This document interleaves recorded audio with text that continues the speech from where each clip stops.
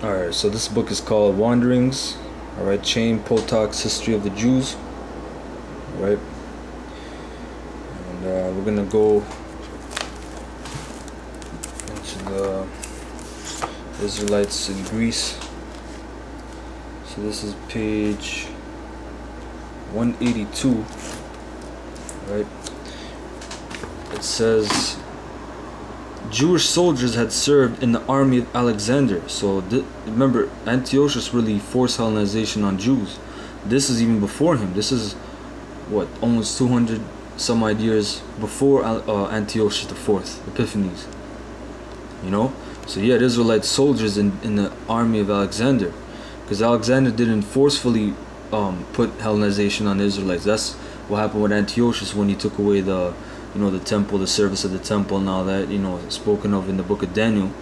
Alright, but yes, you had Israelite soldiers that served in the army of Alexander. When the empire of Alexander disintegrated after his death and was divided among his quarreling generals, Palestine came under the control of the general Ptolemy, who ruled Egypt. A Jewish regiment of cavalry served in the army of Ptolemy. It says the political unity of the world of dispersed Jewry was broken. Alright, page 183.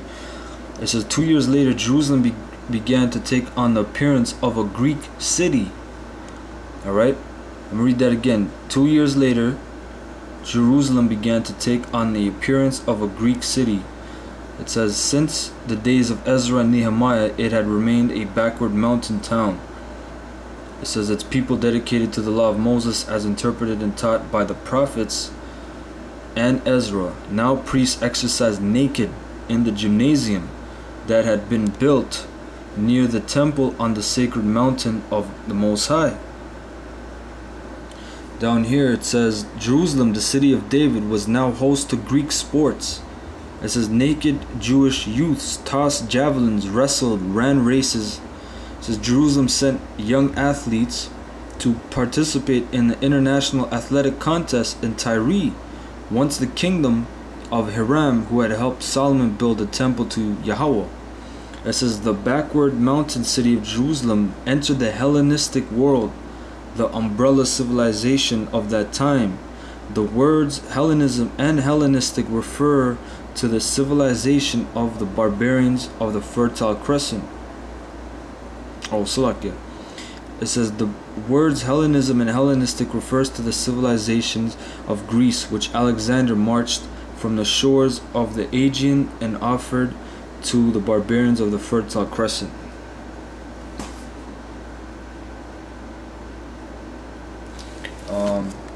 I believe, yeah, there's one more page to read. And you know, like when it said Alexander had Israelite slaves, what do you call it? You had one of his main generals, what was his name?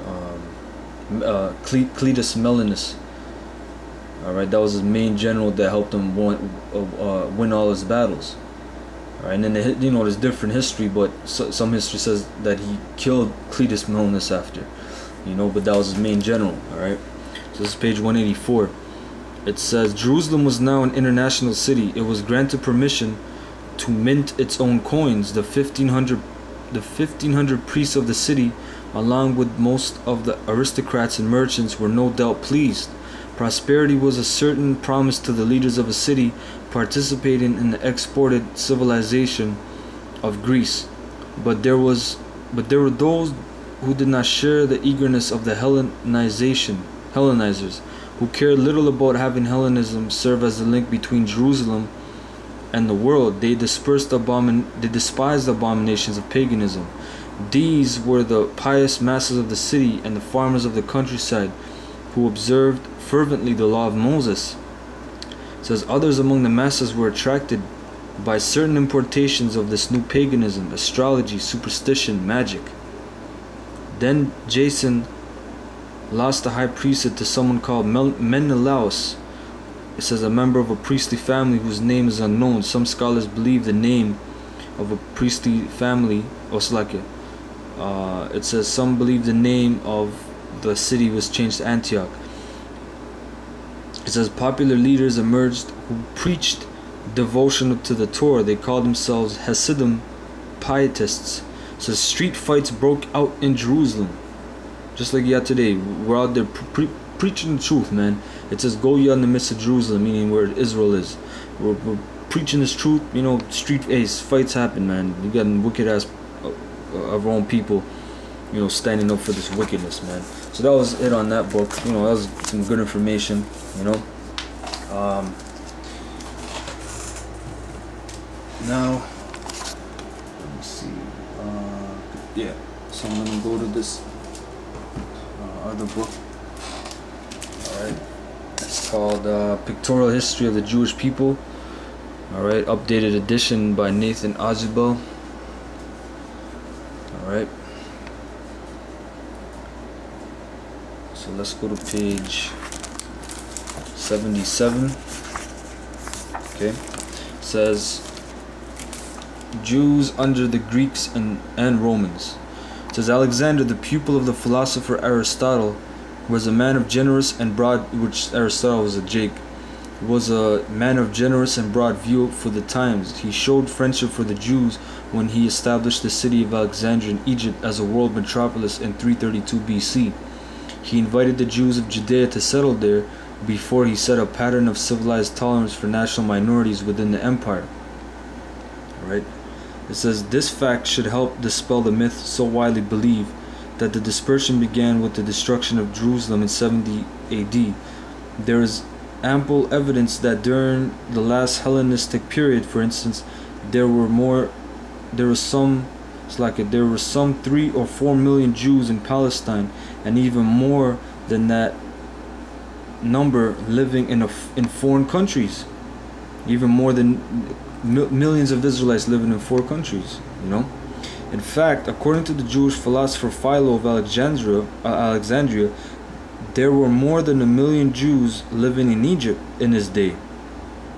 250,000 of them in the city of Alexandria alone. Actually, more Jews lived in that former metropolis than in all the Jewish city of Jerusalem, which had a population of about 200,000. Alright, here it says, ironically enough, just as other peoples were being assimilated by Jewish life and ideas, Jews in their turn, whether in Judea itself or in other countries, were rapidly assimilating Greek culture. Alright, Jews in almost every other way behaved like Greeks. Right? While in Palestine, there were still many who prayed in Hebrew and spoke Aramaic. Outside the country, almost all Jews had adopted Greek as their language. That's where you get the word Hellenista. Alright? They wore Greek dress and took Greek names, such as Theodotus, Menelaus, Jason, and Lysimachus. It says a time came when Jews were no longer able to understand Aramaic, nor for that matter read Hebrew. That is why the Hebrew Bible had to be translated into Greek.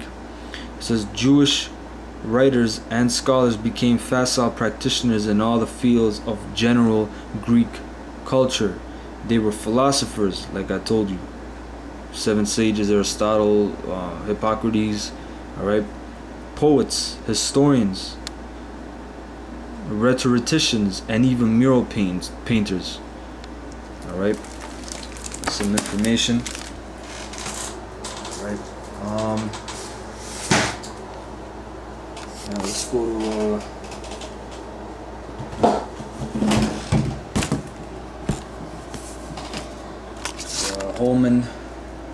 the Holman Illustrated Bible Dictionary.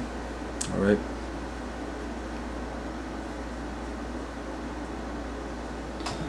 Alright. Page 683.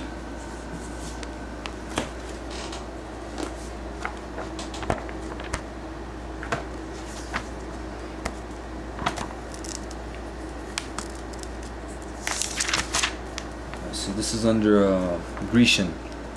It says Grecian, proper adjective referring to things or to people with origins in Greece. In the New Testament, this refers to Jews who had adopted the Greek culture and language.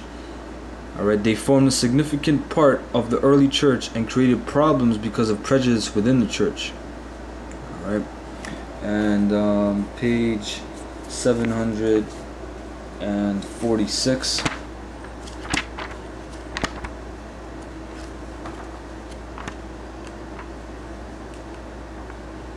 Alright, this is under Hellenism. Okay, it says the Ptolemies instituted a gentle policy of Hellenization primarily through education and language. The Hellenistic culture of Alexandria strongly impacted Jewish and Christian communities.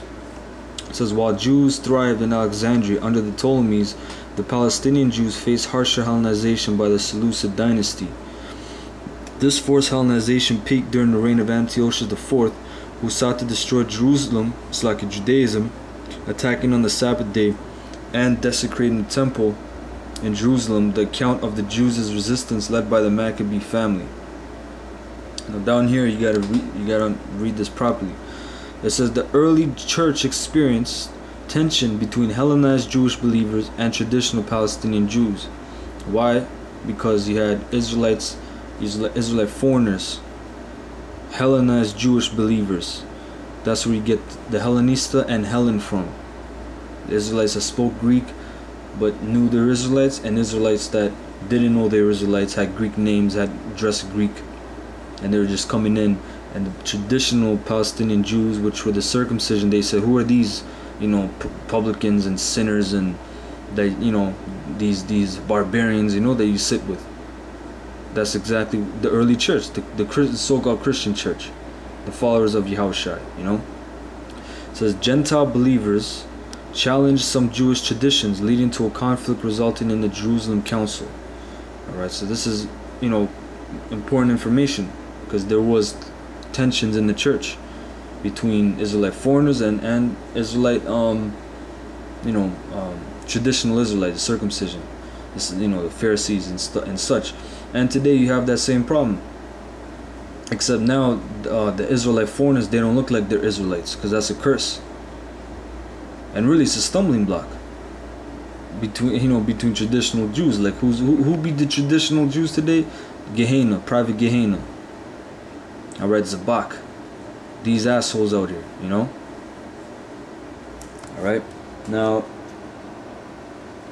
I'm gonna look up Grecian under a program under eSword. Alright. 1 second.